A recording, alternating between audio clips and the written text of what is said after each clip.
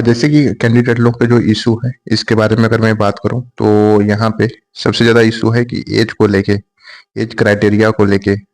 अब यहाँ पे लोग पूछ रहे हैं कि मेरे जो है 25 है, 29 है, 31 है, 35 है, तो एज में कोई इशू होगा कि नहीं होगा, इसके बारे में बताइए। और साथ में गाइस यहाँ पे भी लोग जो है 30 एज है, अगर उनको टैक्स असिस्टेंट के लिए चाहिए, चाहे वो ऑडिटर के लिए चाहिए, तो इसके लिए एज की कितना रिक्वायरमेंट है, कितना रिक्वायरमेंट है।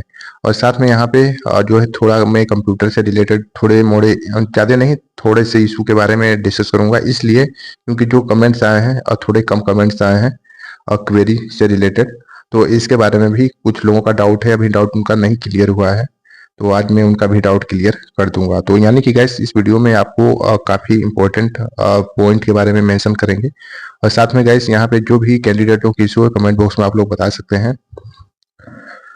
तो ये गाइस वीडियो काफ़ी एक्सपेंसिव होने वाला है।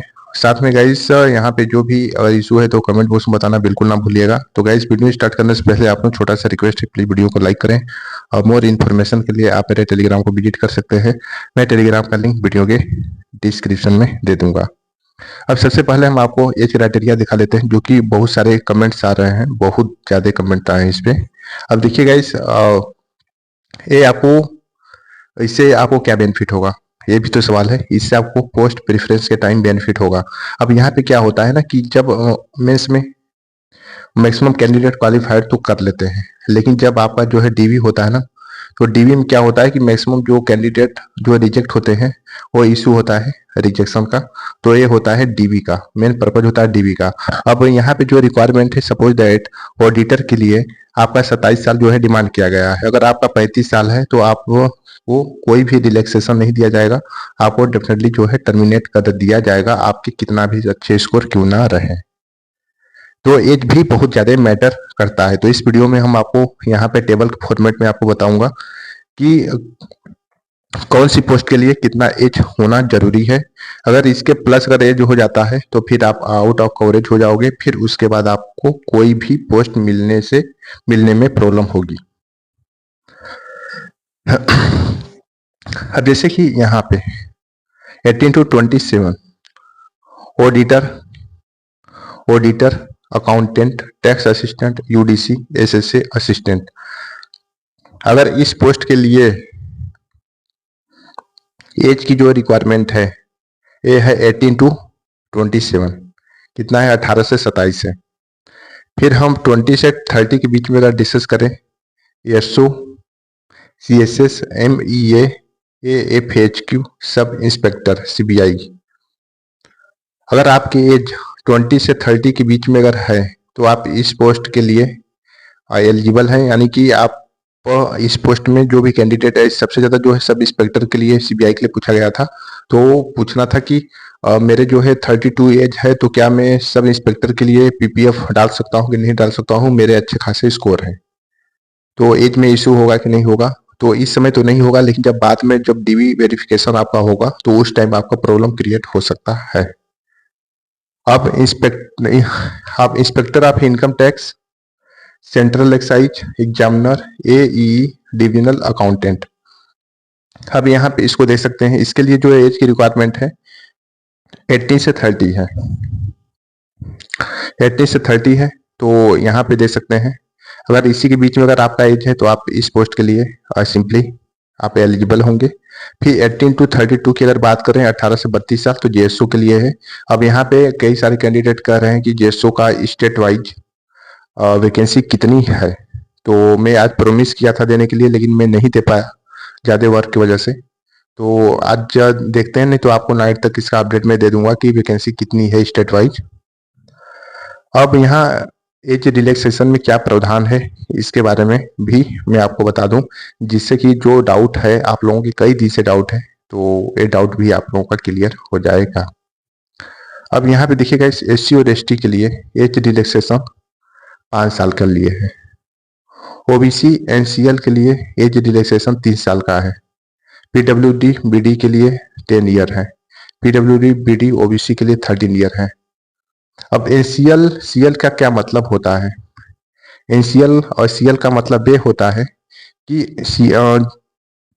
जैसे कि अगर आप फाइनेंशियल से अच्छे खासे हों, आपकी पर हर साल की जो इनकम आपका 8 लाख से ऊपर है या तो 5 लाख से ऊपर है, तो आपको इसका बेनिफिट नहीं मिलेगा। सपोज दैट एक एग्जांपल और मैं दे देता हूँ, जैसे कि आपके घर में कोई गवर्नमेंट जॉब है ऑलरेडी और उसके बाद अच्छी खासी जो है सैलरी भी आ रही है, पैसा है, तो इस बेस पे इसमें आपको कोई भी एज का छूट नहीं दिया जाएगा। अगर आप ओबीसी से हैं, अगर एनसीएल है और आपकी इनकम 2 लाख से कम हो साल भर की, और उसके बाद आपके घर में कोई भी बैकग्राउंड से कोई भी जॉब ना करता हो, तो इस बेसिस पे यहाँ पे 3 साल का रिलैक्सेशन दिया जा सकता है। ओके, तो एक पॉइंट आप समझ गए होंगे। अब यहाँ पे अब आते हैं कंप्यूटर से रिलेटेड। आप लोगों को मालूम होगी जो रेशियो कंप्यूटर में ज़्यादा से ज़्यादा candidate compare to last year से के कंपेयर में जो है डिसक्वालीफाइड है, और जो क्वालिफाइड वाले कैंडिडेट हैं वो थोड़ा कम है। मतलब क्वालिफाइड वाले कैंडिडेट कम है और डिसक्वालीफाइड वाले कैंडिडेट ज़्यादा हैं। मैंने कुछ दिन पहले आप लोगों को स्टेट वाइज डेटा आप लोगों को दिया था कि स्टेट वाइज डेटा में मैंने बताया था कि कैटेगरी वाइज कितने कैंडिडेट क्वालिफाइड हैं, कितने कैंडिडेट क्वालिफाइड नहीं है। तो जो भी देखे होंगे तो ठीक है, जो नहीं देखे होंगे तो जाके ये हमारी लास्ट वाली वीडियो में चैनल पे देख सकते हैं, तो उनको पूरा आइडिया मिल जाएगा। अब हर कैंडिडेट जिनके तो ज़्यादा नंबर है तो उनका मात्र एक ही सहारा है, ऑब्जेक्शन सहारा है।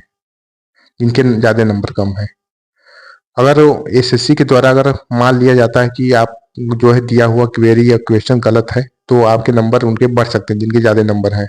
अब जो बॉर्डर लाइन के आसपास है उनके लिए क्या अपडेट है? जो बॉर्डर लाइन के आसपास है, किसी के 1 नंबर कम है, किसी के 2 नंबर कम है, किसी के 3 नंबर कम है, और उनको भी डर है कि क्या मुझे मौका मिल पाएगा कि नहीं मिल पाएगा। अब इसमें 4 हम बेसिस रीजन के बारे में बताए थे।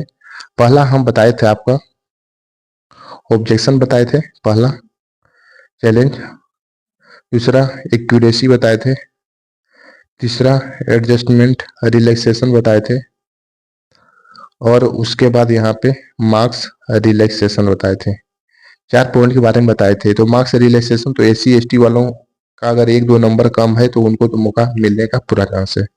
एडजस्टमेंट वाले में क्या है कि इसमें सारे कैटेगरी वालों को नंबर दिया जा सकता है। इसमें एडजस्टमेंट वालों को 1-2 नंबर कम तो इसमें भी दिया जा सकता है, और इसमें अगर ज़्यादा है तो आपका कोई भी इम्पैक्ट नहीं होगा, यानी कोई भी नंबर आपको नहीं दिया जाएगा। तो एडजस्टमेंट वाले में भी कोई फिक्स नहीं है, किसी को मिलेगा किसी को नहीं मिलेगा। अब एक्यूरेसी में तो इस क्राइटेरिया को तो बहुत सारे कैंडिडेट कंप्लीट ही नहीं कर पाते हैं, 90 से 95 एक्यूरेसी तो कंप्लीट ही नहीं होगा। तो इसका भी आपको इसका चांस भी नहीं रखना है, जो चांस रखना है इसका चांस रखना है। ठीक, ऑब्जेक्शन वाले का अगर एसएससी एग्री हो जाती है तो ठीक है, अगर नहीं होती है तो फिर उसके बाद तो यहाँ पे देख ही सकते हैं। तो 4 ऑप्शन में से कोई ना कोई ऑप्शन से में आपको कुछ ना कुछ बेनिफिट आपको देखने को मिल सकता है। इसमें एसएससी दे भी सकती है और एज्यूम एसएससी नहीं भी दे सकती है, ऐसा भी हो सकता है।